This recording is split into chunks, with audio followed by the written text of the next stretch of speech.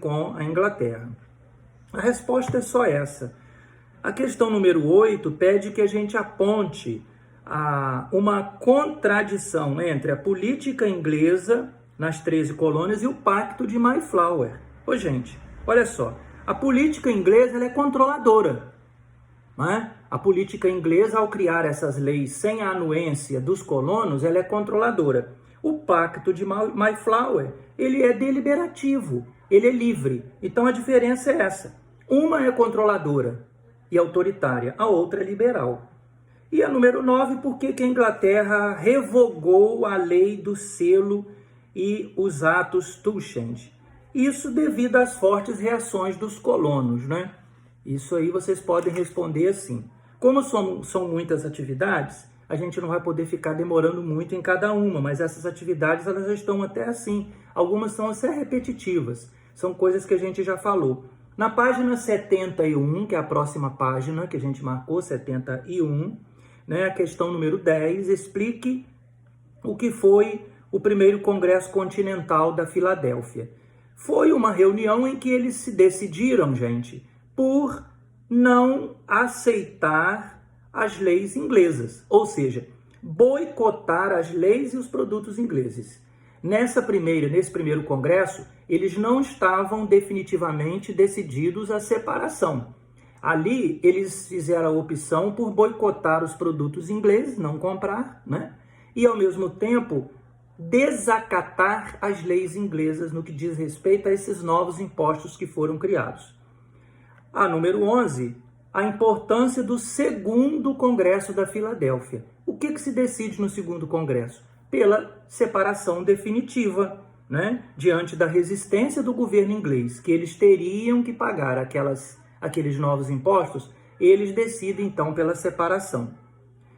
A questão de número 12 indique um fator que motivou a participação francesa na Guerra de Independência ao lado dos colonos ingleses.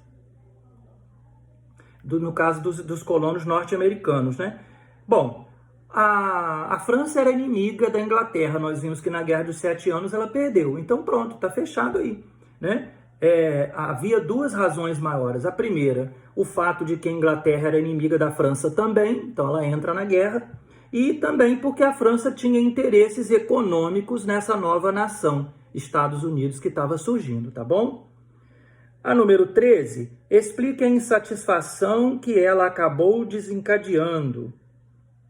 Bom, a falta de liberdade econômica, né? Isso aí eu acho que a gente poderia responder dessa questão. A frase anterior de um dos maiores líderes da independência dos Estados Unidos revela uma grande insatisfação com a política inglesa. Qual é essa insatisfação? Falta de liberdade econômica. E aí, é claro, que desenrolou aí essa ruptura. Eu acho que eu não marquei para vocês a página 72, eu não me lembro bem. Mas aí eu queria que vocês respondessem ela aí comigo agora, olha só. Na página 72, para a gente deixar essa parte completinha, tá bom? Na 72, a questão 14. Bem fácil também. Vai responder com 3 palavrinhas. Ó, em 1776, ocorreu a separação entre as 13 colônias inglesas e a coroa britânica, que culminou com a Declaração de Independência em 1776. Identifique uma influência ideológica marcante na Declaração de Independência. É o liberalismo, né, de John Locke, o liberalismo. Número 15, relacione o sistema federativo adotado pelos Estados Unidos ao sistema de autogoverno das 13 colônias. Todos os dois eram governos descentralizados, né, galera? O norte-americano, ele começou com República dos Estados Unidos da América como uma federação. Federação significa que os estados, eles têm autonomia política e econômica. E antes, né, as 13 colônias, por sua vez também, cada uma delas tinha autonomia política e econômica, de certa forma, mesmo pertencendo aos Estados, à Inglaterra. Passou a não ter mais a partir dessas novas leis que foram criadas, tá certo? Então a gente respondeu, fechamos essa parte aí. E hoje, só para completar, foi mais essa correção, né? A gente tem aí as repercussões no livro de vocês, a partir da página 73, fala sobre as repercussões, quer dizer, são as consequências da independência dos Estados Unidos. O que eu posso tirar desse texto aí que é interessante para eu saber, galera? Veja bem. Primeiro, a gente tem aqui falando sobre a questão de influência, de referência. A independência dos Estados Unidos, ela foi uma grande referência para outros movimentos separatistas dentro do continente americano. Os Estados Unidos foram os primeiros, foi a primeira nação a surgir aqui no continente americano, batendo de frente com uma grande metrópole de uma importância tão grande, o país mais desenvolvido, né, do mundo na época, que era a Inglaterra, e os norte-americanos demonstraram com isso que seria capaz de promover a sua independência e um governo próprio autônomo. É uma outra coisa que a gente vai perceber também em relação a tudo isso, que a independência dos Estados Unidos, e está logo aí no texto de vocês também, ele vai falar sobre o déficit econômico. Déficit significa contas a pagar, né? Significa perdas que a Inglaterra vai ter, perdendo essa colônia, claro, né? Perdas principalmente por causa das guerras, pela separação, contra a separação, e também a França. Em relação à França, a gente tem uma história muito interessante que a gente vai dar continuidade mais à frente um pouquinho, que é a própria Revolução Francesa. A França estava numa situação econômica bastante ruim, bastante precária, e o fato de o rei da França, Luís XVI, ter entrado na guerra, uma guerra que nem era dele, né? Em favor dos norte-americanos aí, nós vimos lá atrás a razão, acabou enfraquecendo ainda mais a economia francesa. E isso repercutiu, claro, né, numa guerra civil que vai durar 10 anos na França. Inclusive o rei vai perder a cabeça em função disso. É uma repercussão também do processo da independência dos Estados Unidos. A gente vai perceber também que no Brasil, principalmente na nossa história, a gente vai ter aí como acontecimentos ligados aí de repercussão da independência dos Estados Unidos. A Inconfidência Mineira, né, um evento separatista, republicano, inclusive, que aconteceu em 1789, na região das Minas Gerais, aquela região mineradora. A gente vai ver também a Conjuração Baiana, um outro movimento também de cunho separatista, que queria a independência do Brasil em relação a Portugal, também republicano e baseado aí nesses ensinamentos, vamos dizer assim, né, da independência dos Estados Unidos. E, finalmente, a gente vai perceber também, quando a gente for estudar, no ano que vem, claro, a República Brasileira, a gente vai perceber também que os ideais da independência dos Estados Unidos estiveram muito presentes no processo da proclamação da República Brasileira e nos próximos anos.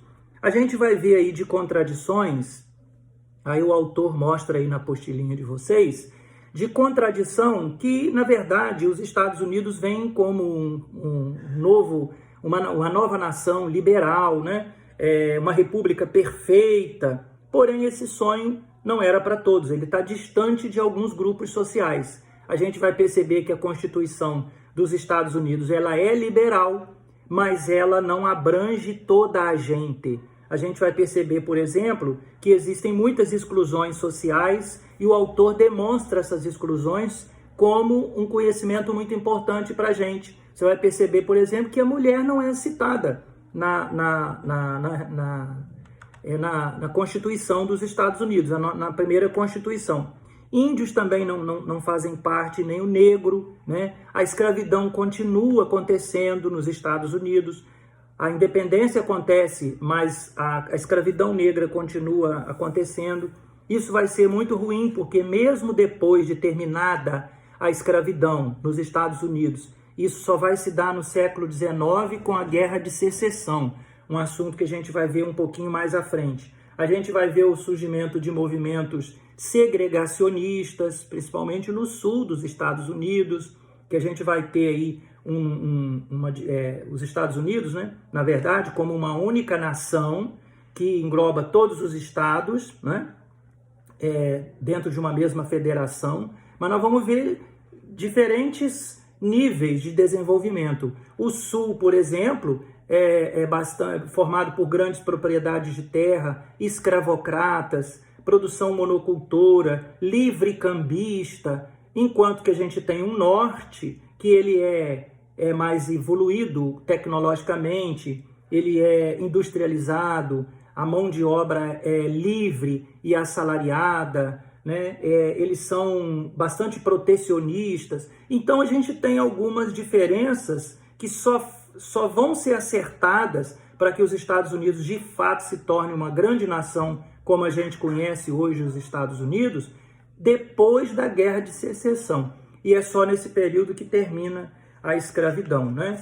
Então é isso, galera. A gente tem aí esse final, a gente está finalizando aí esse conteúdo, né, sobre a independência dos Estados Unidos, quando a gente vê aí essas repercussões da independência dos Estados Unidos e analisando aí, né, a Constituição norte-americana, a gente vai perceber essa dicotomia, né, essa segregação, exclusão social entre a República Perfeita e esse sonho tão distante para algumas classes sociais aí, como o negro, o indígena, né, que é o nativo aqui da América, que foi muito, por sinal, na América do Norte foi muito mais perseguido até mesmo do que aqui no Brasil, e também as mulheres, tá bom?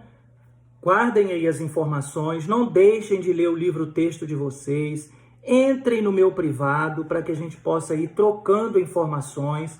Amanhã, hoje, né, eu vou estar no privado nos horários da nossa aula. Amanhã, sexta-feira, vou estar também com o meu celular à disposição para a gente ir tirando dúvidas. Vocês, para fecharem este conteúdo, farão a página 77 do livro de vocês, responder a página 77. Está dentro disso que a gente falou sobre reflexos sociais da independência dos Estados Unidos, reflexos econômicos e de uma forma geral. A resposta está dentro disso que eu acabei de falar, tá bom?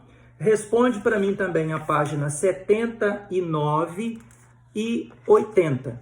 79 e 80. E na próxima aula a gente vai fazer junto essas páginas 81 até a página 83. São questões de múltipla escolha que a gente pode ir fazendo junto, discutindo e tirando dúvidas. Lembrando, então, que na semana que vem eu vou estar enviando para vocês o complemento do TAIS. E vale o que nós marcamos em sala de aula, que é a página 4 até a página 25 do livro didático de vocês, tá bom? Um beijo para todos vocês e até lá.